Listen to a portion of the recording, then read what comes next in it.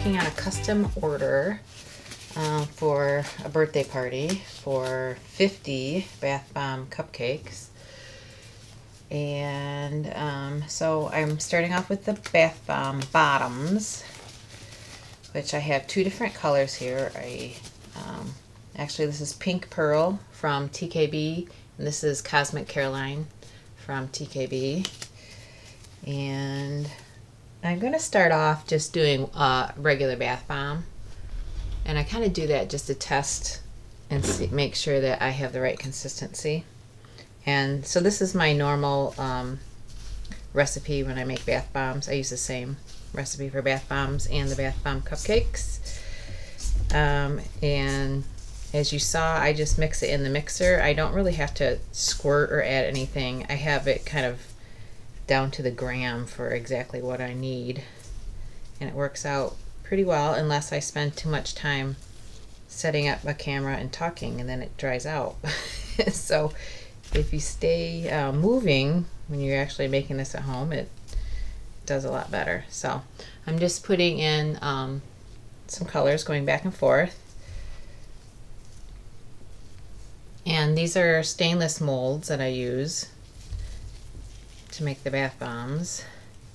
And then I don't have to tap or do anything like that. It's just that I started off with a recipe from the Make It Fizz book, and I've just kind of tweaked it to make it so it really works for me, and I don't have to fuss with it. I don't have to worry about, you know, humidity or anything like that. So I squeeze and it comes off, and I use the aluminum. I have a whole stack of aluminum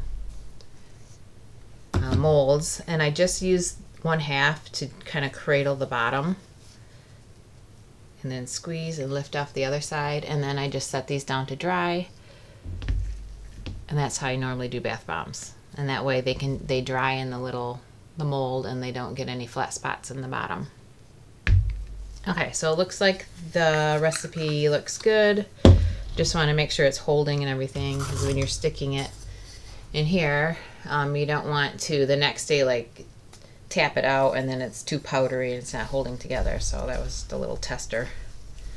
So I'm just going to alternate the colors and then press it down. Easy peasy.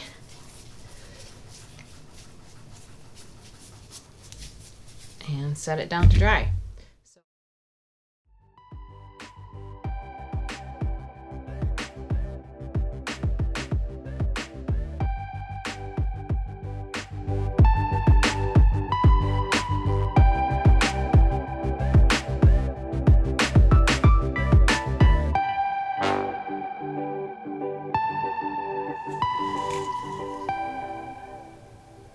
I'm ready to take the cupcakes out of the cupcake molds. I use my KitchenAid mixer bowl that I only use for bath and body products. The curve of the bowl works really well with this mold, so you just have to put it in here, give it a couple taps. The mold comes right out, or the cupcake comes right out. The bowl catches that powder, that residue in there. And then they've dried overnight, they're rock hard, and now they're ready to be frosted with cold processed soap.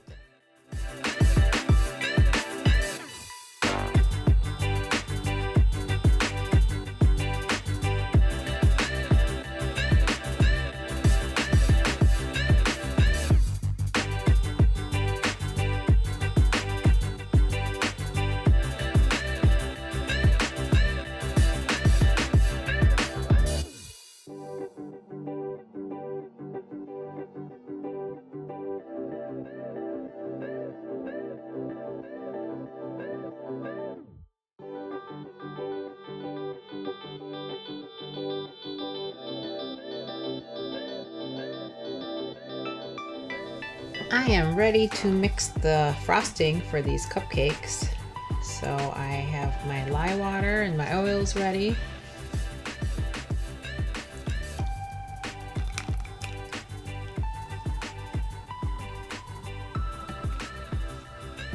And I plan on adding some titanium dioxide to make this frosting white. And I am fragrancing. I'm using white tea and ginger for the fragrance. So give this a little spin. So my plan is to bring this to quite a thick trace, and then I'll let it sit for probably another, it could be 5 to 30 minutes, and see how it is setting up, and then I will put it in the piping bag and pipe the cupcakes.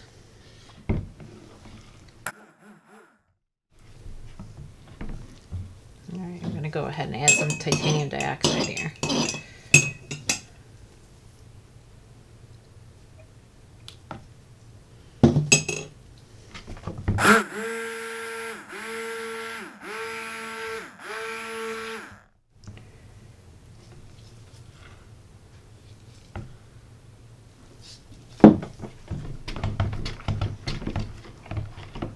And the fragrance oil.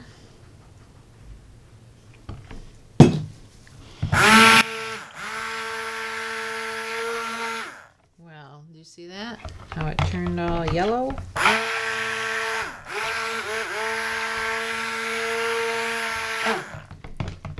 That's not what I want. So I'm going to go get some more. Let's see if I have some titanium in here. Well, here's my plan C. So I just didn't like that yellow, and it really wasn't going with my other bath bomb cupcakes either. So I actually mixed some neon pink in there, really bright pink. That is mica mixed with a little oil, and I just drizzled it in there and stirred it with my spatula, and I have a pretty decent pink that's still lighter than the flowers. So here are the flowers that are going on the cupcakes. So it'll be fine. She wanted pinks. I was envisioning white frosting with that, but we're gonna go with pinks. Maybe I'll do the next batch with white frosting, so people will have a choice of which cupcake they'd like to pick. But at least it still has a fragrance in it. I'm not crazy about putting out cupcakes that don't have a nice smell to them because everybody smells it from the top, so I feel like I want it to smell good. The next step to piping these cupcakes is to put a little melt and pour on top. These are pretty hard. They're not really dusty, which is good. But I found that the melt and pour just makes everything stick like glue. And I don't want to risk the chance of the cold process soap lifting off the bath bomb. Now, usually when people put this type of cupcake in a tub, it's nice because the soap on top does make it float, and then it starts to spin a little bit. So the bath bomb obviously dissolves in the bath, and then you can use the top, the little frosting part, just like body soap. So I do put a little card kind of explaining how to use these when I package them. So just gonna finish adding this clear melt and pour, which is it's acting like a little adhesive. So that looks good. I have my frosting in the piping bag. This is a Tico Tip 826.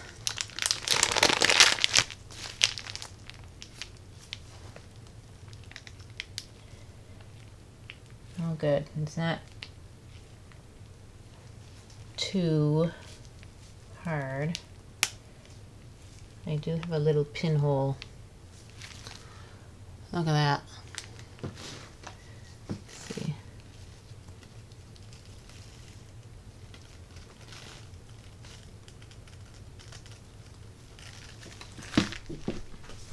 I have now secured the hole with packing tape.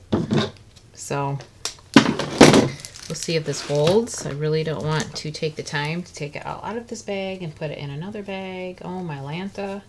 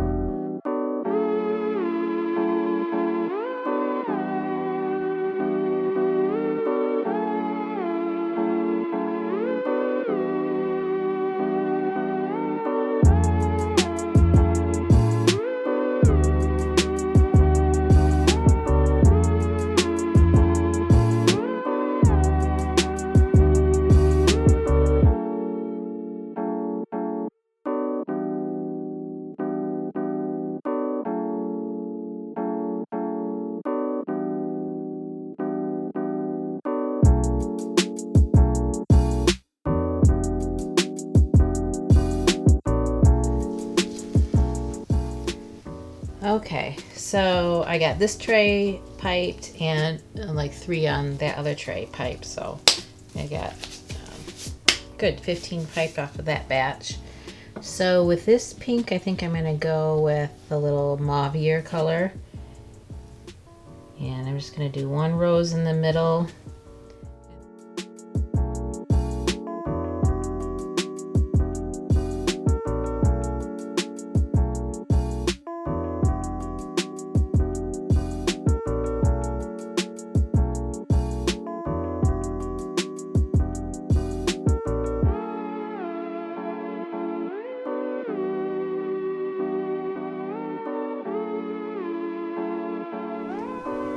I'm ready to put some leaves on these cupcakes.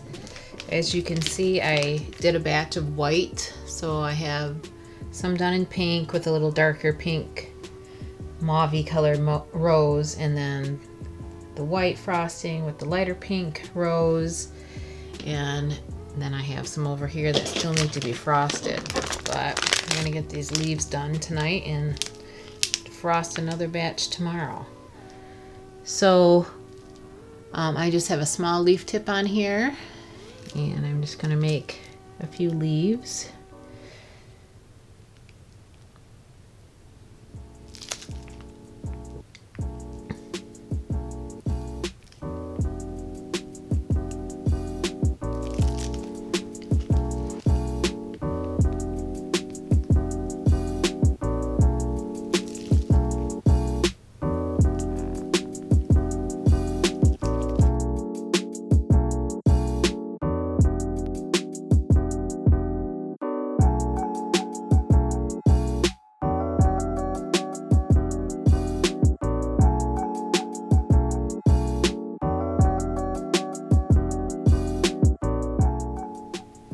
The leaves are done, and now I'm just going to give them a spritz of rubbing alcohol.